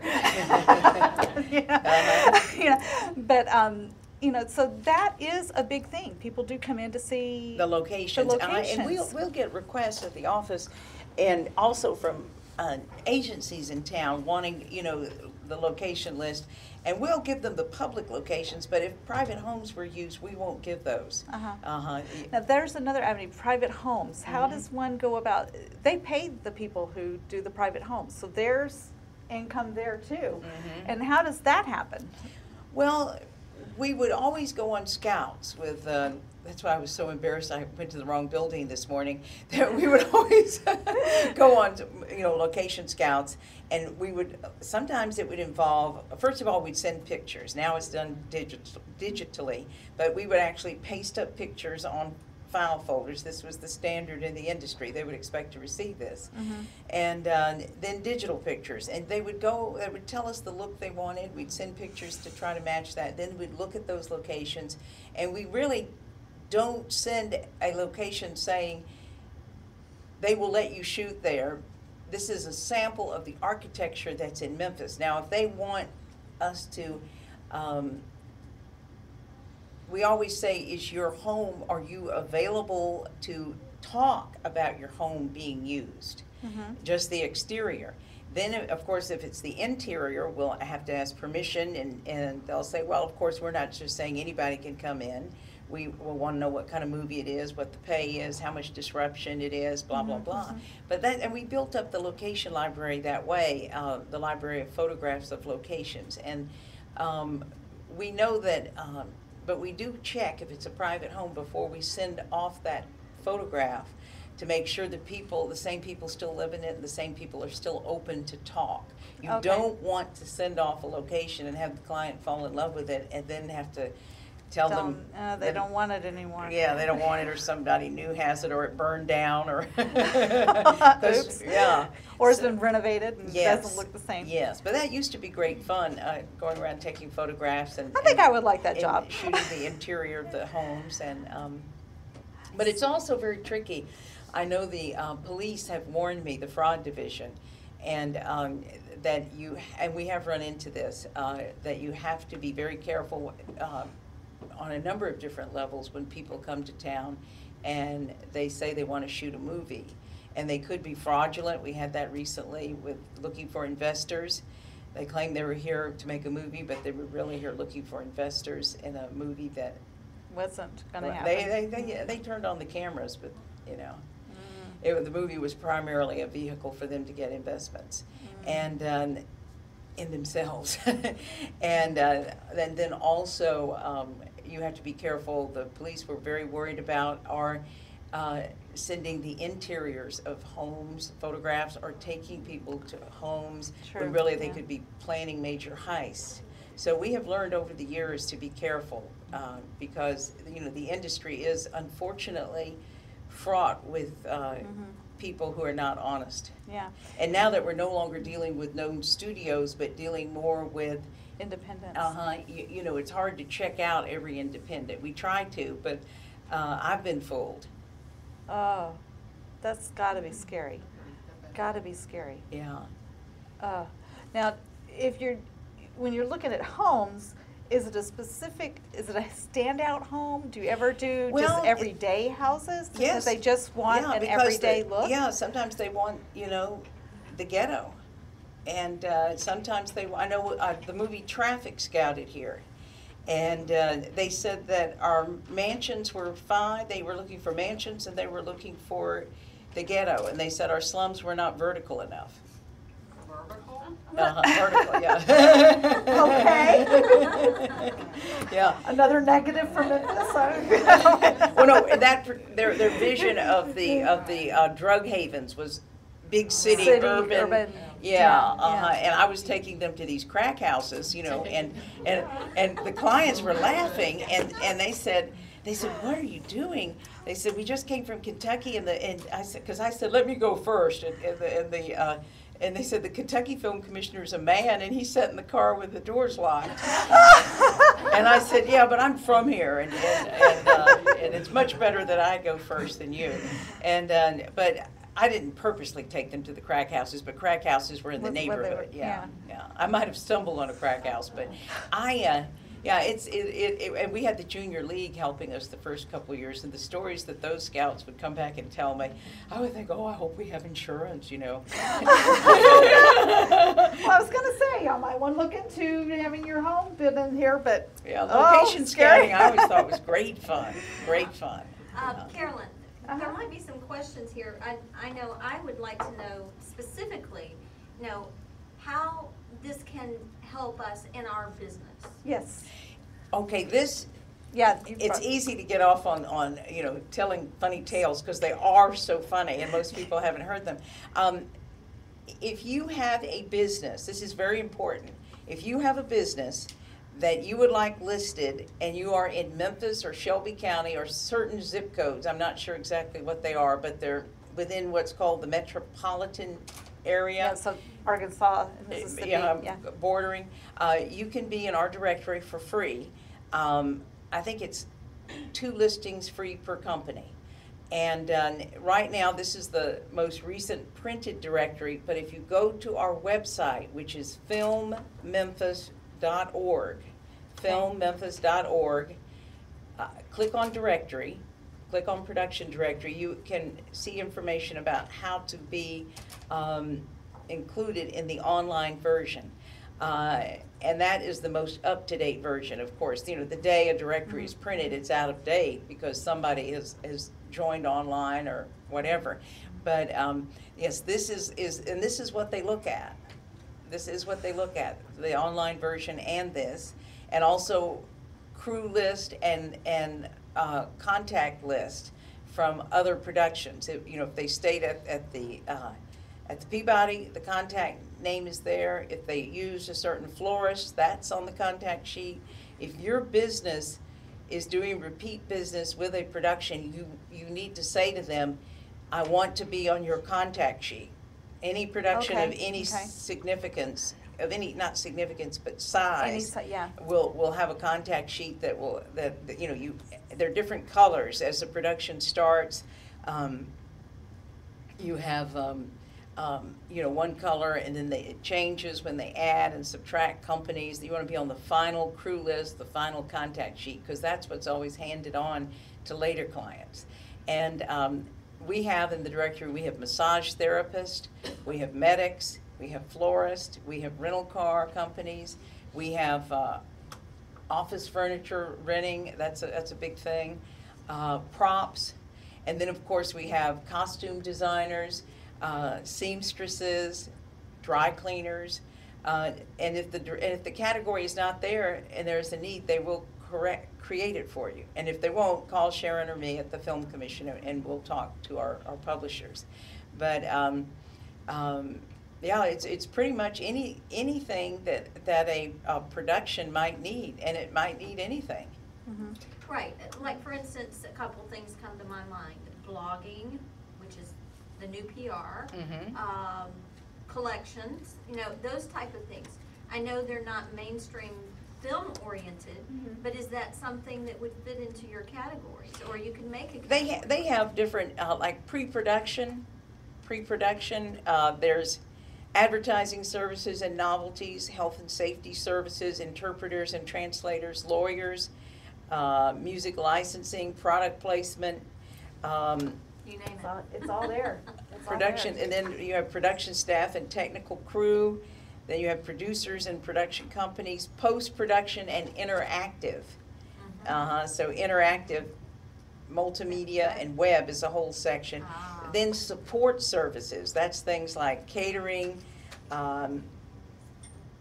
props, window treatments, even something for puppets, military items, chiropractor under personal services, office support, and they should be willing to. So virtual administrators would be. I would think so, yeah, under major the web. for something in there. So the Are a lot virtual of your members administrators need to be in there. in social media and web administration, Oh, office we're space? in. We want to get signed up. I can tell you that right now. And then every year, like I was just over at the county commission yesterday and last week, trying to bring them up to date. Sharon compiles this annual report, which is, you know, the title of the project, the genre, whether it was a documentary or a feature, the production company, the status, is it wrapped or is it still shooting at the end of the fiscal year, what we did to assist them, the locations they used, the local hires, and the days shot, and how many production dollars were spent in Memphis and Shelby County. And it's a lot of trouble to get people to fill out location expenditure forms. So if we can't get the form, we note that, and then we estimate based on productions that were of similar size and budget and shot with a similar number of crew, and we compare those figures to these figures. And the reason that the city and the county fund us is not because they think it's fun, not even because they think it's tourism, but it's for the dollars, the jobs that are created here locally. So it's very important to us that the clients spend money and that they hire local people. That they bring in as few things as they need to. Just let them know, we've got it. We've got these people that can do these things. Well, they're going to be, the thing with crew is they're, you really have to twist their arms on the larger project to hire local. They want to work with people that they have worked with before. And I know they were even bringing in their cousins to be office production assistants, you know, back in the day. But now with the budgets being smaller and money being tighter, that's one of the beauties of a smaller budget production, is that they can't afford to bring in people. They can't afford to put them up. Because it's probably better for them to hire someone here. They really need to take a long look at our people. Than to hire and put them in a hotel. Because they are still going to have those amount of people that they do have to bring in. But Usually they will bring we in, can it just provide. depends on the project. And that's why it's good to have the state incentives, because that's another way to encourage them to hire local. Now, Mississippi and Georgia will incentivize out-of-state people. If you bring non-Georgians and non-Mississippians to your state, they will let them count them toward the incentive. And why they do that is because they have so many productions, there's not enough crew. To go around. Uh-huh, to do the and so they different want the productions. In Tennessee, we want the productions. There is enough crew in the state, but we don't have enough money to incentivize. To get them here. So how can the business, let's say you want to provide an incentive for your business to be a part of that, to kind of offset the fact that the government doesn't incentivize. Is there a way to put that on or do businesses do that? Usually it's so competitive to get the production business, if it's a legitimate company, that they will usually offer them a good deal. When I first took this job, I can remember going over to this downtown hotel and having to explain to the salesperson why they wanted the movie business. And we've come a long way since then, you know. I mean, I was saying, I couldn't believe it. I said, you know, well, they need you to throw in a certain number of suites for free. They need this rate. They need breakfast included. And she said, what are you talking about? Why should we do that? And I said, what do you mean, why should you do that? I said, don't you get it? People are going to be coming to your hotel just to see the movie people. And do you know how much business your bar will do? And so we have come a long way. And we don't actually make the deal for them, but we tell the hotels, if you want to play, then this is what they expect. Yeah, and it is far-reaching and beyond, because my son, for a small period of time, he drove carriages downtown, and he was in Eliminate.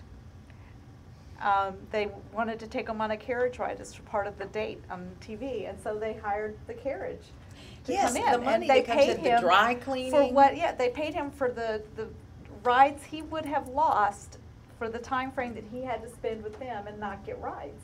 You know, so they, as if he had gotten a ride every hour. He didn't always get a ride every hour. You know? And you know, it's But, the you know, positive, to me, just, and I can't, this is a hard thing to sell when we're trying to get funding for the Film Commission and incentives, but for me, it's priceless, the positive buzz that goes on in the communities, the different communities around town, when something is shooting, whether it's a Lazarus film or whether it's a big film. Everyone's excited. I'm excited, you know. I know I came back from Sundance the year that Craig Brewer won and Ira Sachs won. And I mean, I was going to the, you know, the service station market. And, people were just excited and, you know, congratulating me. I was like the coach, I guess. And, and it was just so, everyone was so happy. And all these wealthy Memphians bought homes in Park City after that. And, I mean, yeah, we had a positive impact on Park City. But it just, they used to call it the trickle-down effect. Yeah, and it is. It goes along. And back to the carriages again, but different events would happen. And he would get extra, you know, he always knew when a movie was shooting downtown because he got extra rides. Oh, yeah, and the gardening centers, we didn't even talk about them when they will buy, you know, for the homes. There's something called a greensman who throws leaves in front of the camera and also, you know, makes the shrubs nice. And you know, just all of that money is just incredible. Plus, I'd love for someone to do research on how many marriages have come out of the movies that are shot in Memphis. Really? And also a story on people who started we sometimes, I know a little bit about this, you know, people who started on movies in Memphis and where they are now, and it is pretty incredible. There's a whole colony out in LA of Memphians. Where either studio executives are working in production. Is that why we're also seeing a little bit more being done here? Because there's more that have worked here, so it's getting the word out? And back in the day, that used to be the case, but unfortunately now it's all about the bottom line. Oh, okay. Yeah, the incentives. And that's why we lost the TV shows. Right, that's why we Because- lost Memphis yeah. Beat, that's why we lost, What was The the Blind cheerleader Side. show? That cheerleader, that was talking about where the nice pretty blue lit, river was. Yeah, see, they look at your state's website and they see the incentives, and they And then they go- don't even call. Well, this one, they filmed it in, Canada. Yeah, Canada was 'Cause the Canada looks pioneer. so much Canada like was the Memphis. pioneer in incentives, way back. Vancouver, that's where they filmed Yeah. it, Vancouver. And But, in Europe, yeah. the filming is, I know this is a nasty word in the States, but, it's socialism. And in Europe, the films have been socialized, part of socialism for a long time. The government incentivizes the heck out of them. There's a federal incentive, there's a province incentive, and there's a city incentive. And we tried to make an arrangement with Germany so that we could, have a leg up getting the German business here. And I used to live in Germany and had a special interest in this. And we actually were the only city or state to hire a German consultant. And we had our man in Berlin. And we did get a TV movie out of it. But the fact that we could not offer, healthy incentives, they go Just to other really- states when they come. It's all about the incentives. The contacts are great. It used to be all about the contacts. Sometimes it was about where you took them to lunch. Now it's now it's the incentives. Oh, my gosh. Carolyn, Yes. could we open for questions for about Yes, a minute? yes. And then I need to make a couple announcements Yeah, and before then lunch. we'll wrap up. Well, I've Okay. enjoyed this so much. Thank you. Oh, thank you for coming. Thank Yeah. you. We have questions from the audience. Anyone? Everybody understands how to get onto the directory? Yes, Is please that- do. Please Do you do. have cards with you, business Yes, cards, that we yes, can, yes. everybody grab one for sure. Yeah, I was on it ages ago and then I just slacked off and didn't keep it up, but I've got to get myself back on there. Yeah, that really is how people are hired. That and the crew list and the contact list from previous, but now with the productions getting smaller, there's not always there's not always that much weight put on the crew list and the contact list. They may go just right to the directory. Right.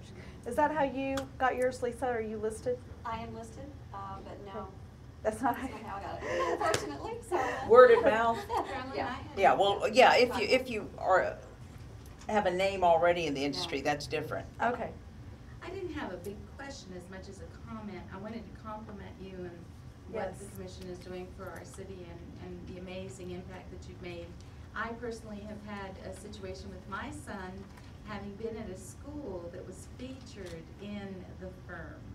And at that point, we did have Tom Cruise and others speaking to the school when he was just a little boy. The impact, the emotional impact of seeing a major movie actor like him at his school because of what happened during the firm had a life-changing impact on him. He's ended, he basically went into the artistic industry and went into the music and all that industry as a result of the impact that it made on him. That is as a important. great schooler in a great school that was featured in a film in Memphis. That is important. Yes. Oh, And I well, believe you're you welcome. helped get that film here, Yeah. didn't you? Yes, yes. Thank you. And that's the kind of indirect impact that you don't hear about that often, but perhaps is the most important. That and people getting married. I just am corny, so I thought that was cute. People getting married that were Yeah. that met on the set. And but Fred Smith's daughter told me that Molly Smith, who now is a producer with Alcon, is the company that he's heavily invested in, and she told me that she decided she wanted to work in movies when the client was filming here. So there's, just all of this indirect but priceless, where people's lives have been changed from the movies that have been made here. And I'm sure the filmmakers aren't thinking about it. I'm not thinking about it But when it we're does trying to affect, recruit them, yeah. but that's a wonderful fallout. And I did want to say that people who work on films, if they already have a reputation in the industry, then they get their jobs based on their own reputation, such as our costume designer here. But for people who, say for instance, if it were a show that didn't know you, like a reality show, they came in and they would look in the directory, and even if someone already has a name, they might not be familiar with it, and so they would look in here. But it's been quite a ride for the last 25 years. Carolyn, we got another question. Okay, go I ahead. have a two-part question for you. The first is, does the commission have anything that airs locally here in the Memphis area that we can kind of watch and keep getting this good information and sharing today? And du sprechen Sie Deutsch? Ja, ich spreche Deutsch. Aber nicht perfekt. Yeah. No, we don't, but to tell you the truth, this has been so valuable, the time this morning, seeing what you all do. I'm really, it's funny that you asked that question, because I thought, you know, gosh, you know, this is something that we could be doing. And we did have... Here's your tech group. Yeah, yeah. We did have clips, but they were from productions that were already happening. You know, they are on our website now, filmmemphis.org. If you go to them, there's like little video clips from different productions behind the scenes. But and I do movie reviews. Let me tell you, I do movie reviews every Friday and between 11:15 and 11:30 on the midday news on Fox 13. And we were putting my reviews there, but then that seemed kind of self-serving, so I stopped. But if you really want me to, we can. but we just have to put her on. Absolutely. Yeah. My mind is just, yes. But it would be good to have something like that, just because now, seeing how successful you are, you know, I have no problem giving you all credit for the idea. There you go, Cheryl. We would love to help you. This is awesome. Awesome collaboration. That's what we're all about. Absolutely. And I just, okay. We've got 1 minute. What is this? This Shelley? is Shelley's event next week. Shelley okay. Bauer, which Lynn Sittler knows. I know her from a long time ago. She's Yes. very, very sharp. Yes. Has anyone read about Shelley's event next week? Next Thursday, 9 to 11, we are having Fifth Thursday seminar. And it will be Living on Purpose, Values Clarification, whether it's about your business, whether it's about you personally. Be here. It's going to be incredible. She is high dollar. She is worth every penny, Yes, but she she's is. doing this as a gift to all of us and anybody that you want to bring. So it is free to professional members and first-time guests, and everyone else is $10 a head, and it's worth every dime. So make sure you make it out next week. I think that's it, except the food. How many of you enjoyed the food today? Yay, Sarah. Now, Sarah stayed up late last night making all that happen. Sarah is our daughter, and waving at everybody. And Pigs in the Blanket, next week you're bringing... Cookies, peanut butter cookies. And she's donating this. And however, if you want to take some of this home with you and have her bring some things for you to take home or take to your office, she is also selling in bulk these particular things that she's bringing. All right, so I think that's it, Carolyn. Thank you so much. And our share that we're working on for next month is going to be whenever we're bringing in people who could not afford to go out and hire a marketing firm. And so whenever you're marketing yourself, what you have to do to make that happen. And we're getting some very successful people to come in. I can't tell you names, but because they're not completely confirmed. But we've got some really top dollar folks. One I'm hoping to get is a recording artist who, when she became a mom, didn't want to be a recording artist anymore, where she was being promoted by the record company, but because she wanted to stay home, because she says, I was traveling all the time, I couldn't do this. So she started a clothing line. She didn't have the record company behind her anymore. And she promotes her clothing line through blogs. So, so I'm hoping that she is able to come in. And so it's going to be all kinds of things like that. People who have got to just do it themselves. And thank you again, Lynn Sittler, for coming in. This has just been so fun. And thank you for rolling with us on the new little way that we did this. And Lisa Thomas for coming in and giving us those fun things. And Lazarus Hawk with Rising Fire Productions for coming in and letting us know from the director's standpoint what we can do. And thank you so very much for being here at BOCI. Thanks. Right. Thank you. Thank you so much. Oh, I awesome. How much I enjoyed awesome. that. You're a great interviewer. Oh, thank you. You really are. Keep that in